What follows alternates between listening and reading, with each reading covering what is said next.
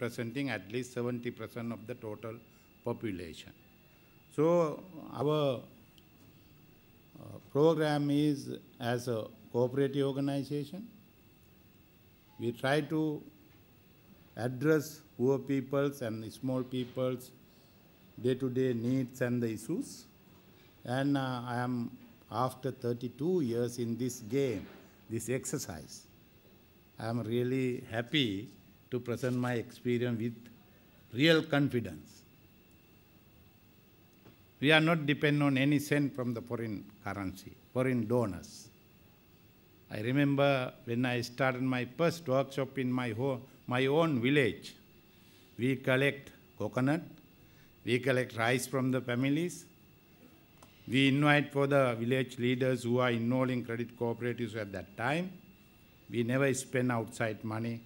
We use our own resources and own goodwill to mobilize people to discuss this issue, how we sort out our capital problem and face to this market economy. That's the way we started Sanasa. Sanasa as a financial organization, not only financial organization, we are involving other various trade in market. In other hand, our organization has a movement. This is a movement. Movement is more emphasized on social values and social dignity and whole thing. Those are non-financial. Sanasa started with social values. Sanasa, first we mobilize social values. That is why we succeed.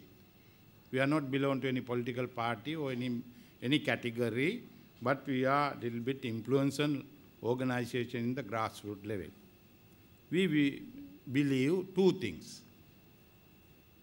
In the microfinance industry, or we are working with the poor people or disadvantaged group, we need social capital and financial capital. Most of people are talking about the financial capital. How we provide low-cost money for the poor, low interest rate money for the poor, and the amount of the for credit. Those are the most of things discussion regarding this, related to this microfinance activities. But I believe if we started to work with the poor people, first we understand who they are and what is their capital they have. Financially maybe small sense, but socially they have a lot of things in their life. So we must realize those things and mobilize. Then those people trust on us if we respect to their culture, if we respect to their life pattern, and if we respect to their day-to-day needs, then people will be more attached to us, easily can develop a second stage as a financial institution. This is my experience. If you are not continuing this type of things, we are end up with the just bank, end up with the balance sheet and the profit and loss, finally NPL. Those are the main criteria in the banking industry talking about that. That is why Dr. Wijewardena mentioned about this profit, billion and billion. So we are not concerned about the profit. Profit is more important for survival, but profit is not the first criteria to measure how we develop our program. So now we are thinking about how to conduct our next plan, because we have no enough big auditorium in this country or even the ground, playground in the country, mobilize our leaders to discuss this matter. So we trust people and people values and their behavior. Then currently Sanasa involved in 3 areas. One is Sanasa credit. I don't want to discuss more about the credit, but we really understand what is credit plus. We are not limited to only credit, but we are very concerned about the credit plus. As a result of that, we have more than 10 trade associations created by Sanasa and existing in this market. So microcredit, then microinsurance. Most of the insurance industry created in this market, particularly for address business people, security, and protect their whole business and property and everything, not for the poor people. But we started our micro insurance. First we insured coconut pluckers. The premium is 5 rupees per month. First claim was 470 rupees, one client. So such a way we start our microfinance, micro insurance. Now it's become a really micro insurance company, registered insurance company, existing more than 6 years now. We are profitable. If you are talking, the profit is a yardstick for the survival, yes, we are taking profit. We are compete with the other insurance company as a poor man's own micro insurance company. Then very recently, 1.5 years ago, we think about another area to achieve these two sectors, credit and or insurance. We need justice. Poor people have no justice. When they go to the court, I don't know whether I am saying this in front of the court or someplace, they will be put me in the jail, definitely. There is no justice for the poor. Theoretically, yes, justice, there is no difference. Justice is justice. But we consider we must highlight in micro-justice. Some people will be taken as a buzzword and started writing the books. Anyway, not for that we are introducing this one. This is the problems we realize when we expect implementing our program. Particularly documentation issues for the poor, land right issues for the poor, injustice in the various places for the poor, even the bureaucracy, politician, the business people, how they oppress poor people. So very recently we recruited 7 young lawyers, and those lawyers are working on that field, and it is shining things. We have a good future. So this is the area microfinance. As a microfinance, we are addressing 3 areas: microcredit, microinsurance, and microjustice. Based on these activities, now we have, for the microcredit, we have our own bank. Mr. Vijayawardena, he was as a deputy governor. He knows how I spend my time to get the license as a bank. I spent 7 years, met more than 3-4 governors. Even the president who in charge financial ministry. After 7 years, finally we got license as a bank, licensed bank, Sanasa Development Bank. This is bank owned by poor people, not bank for poor, not bank with the poor, no. This is a bank owned by the poor. We have 1,800 million rupees at the moment. Our target is end of year 2012, our capital will be 5 billion. People are ready to do that. These people are trust, this is our bank. Microfinance industry must come to the mainstream. Not linked with the existing commercial bank or existing banking industry.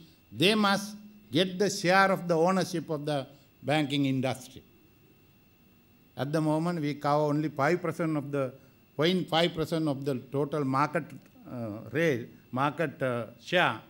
But in the future, we will reach to at least 5-10% of the market share.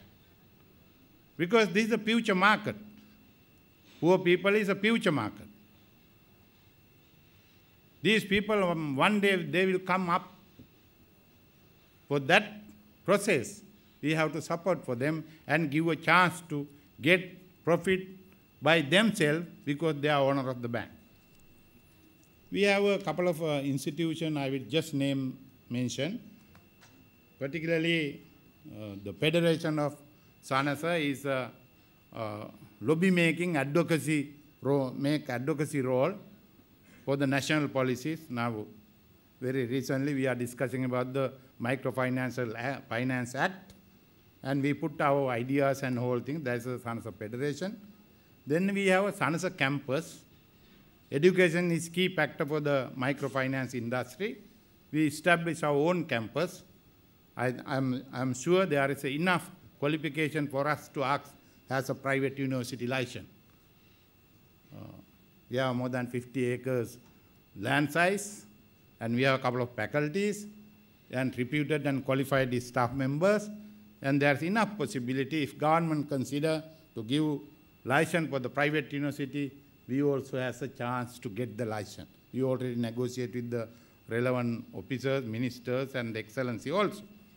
Then another area we are doing Producer and Consumer Alliance. That is we call SANIPA. We can give loan, but if there is no marketing arrangement and link with the market, Colombo, the suburb, in other area, so there must be a market information and market linkage and marketing facilities also. Not depend on our others. They are trying to cheat poor people.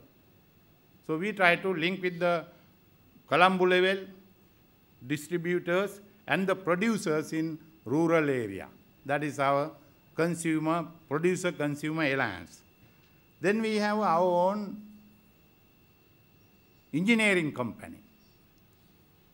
Particularly for people need infrastructural facilities. Put up their small business hut, put up their small houses, their water and sanitation facilities, and started medium-sized industries. They need some engineering consultancy and engineering support. We already established our engineering company. We have two companies, particularly one for North and Eastern Province. Already we started housing and water and sanitation construction program as a bank. Then we have our own journal, monthly journal, and we have a press, we have the publication unit, we have a press, for that we already established our company. Then for women's gender purpose, we have a special program for women. We use one word called Uttamavi. Uttamavi is the mother of great. We use one word, Uttamavi, and we have a special company for gender issues and for the women's activities and all things. Those are the various organizations we introduced. Those are trade association support for this. I think my time already gone. Those are the small things. One thing I will tell, my ideas for way forward. One, we must go through the planning process, not piecemeal approach, not even the program approach. We must create long-term planning program. So Sanasa, we introduced Dasaka program. That is based on 10-year program, we are doing our microfinance. So 10-year program we established about 3 years ago. We invited for 6,000 people as a community leaders. We were together in Sugadasi Stadium. Now after implementing our Dasaka program 3 years, there are more than 30,000 people very active. There is no place to sit together and discuss this matter. So we are going to regional level. So this is my comments on what is our future and how we are proceed to future. Micro industry must be a bottom-up planning process for long-term sustainability. I believe to get more yield from the micro industry, there must be a sustainable innovation. Thank you very much. Thank you, Dr. Kiriwandeniya, for sharing your insights that you have gathered over 30 years, working at the grassroots level with cooperatives. And now I would like to invite Mr. Karunaratne, Assistant Governor, to make his presentation. Actually, I'm not prepared for a presentation in this panel, but I am happy to hear from all three panelists. Mr. Wijewardena is my guru in microfinance business, and also Mr. Rian Sirijithilaka, and also Mr. Dr. Kiriwandeni. In the morning, I explained what we see the microfinance industry in this country. In the morning, I explained from the point of view of the borrowers, micro borrowers. But in the afternoon, I have heard from three panelists from the point of view of the microfinance industry. But the thoughts are, I think, more or less same.